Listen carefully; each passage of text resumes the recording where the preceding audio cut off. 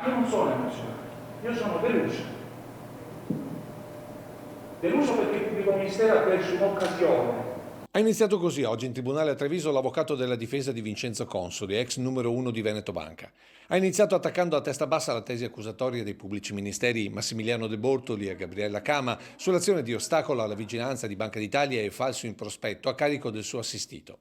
L'avvocato conestabile non si è dichiarato però solo deluso. Sono angosciato perché il pubblico ministero non ha capito alcuni temi importanti.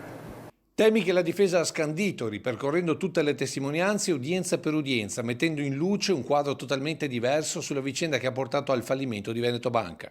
Partendo dagli ispettori di Banca d'Italia che non avrebbero confermato lo stato di sofferenza emerso durante i controlli del 2013 e del 2014, ma solo un gruppo cresciuto troppo in fretta con acquisizioni importanti in Italia e all'estero.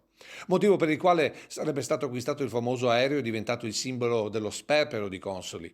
In realtà, ha sottolineato il difensore, era indispensabile per seguire la continua serie di riunioni e consigli di amministrazione non solo in Puglia, Marche o Monza e Brianza, ma soprattutto tra Irlanda, Romania, Bulgaria, Albania e Moldavia, che tra l'altro serviva non per Consoli ma per il presidente Flavio Trinca e il suo vice Franco Antiga. Poi l'avvocato conestabile ha contestato la tesi di una dirigenza fatta da fantocci alla mercé di Consoli, snocciolando dirigente per dirigente la provenienza dai maggiori istituti di credito e sottolineando come per l'operatività dovessero rispondere solo al consiglio di amministrazione della banca e non al direttore generale.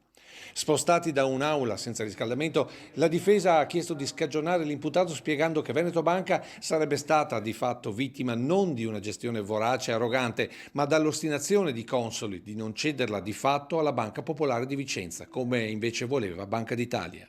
Quindi convertire il prestito obbligazionario, fare l'aumento di capitale tanto contestato, vendere le partecipazioni, fonderti con un altro operatore di elevato standing. E in più cosa mi dice? E non a caso te la aggancia questa cosa dell'elevato standing, e da qui mi nasce poi il contrasto. Tenuto conto di quanto emerso in sede ispettiva, gli attuali membri del Consiglio di amministrazione e del Collegio Sindacale di Veneto Banca non potranno ricoprire incarichi presso il soggetto risultante dal progetto di fusione. Quindi gli ha detto, vendetevi e uscite fuori dalla scala.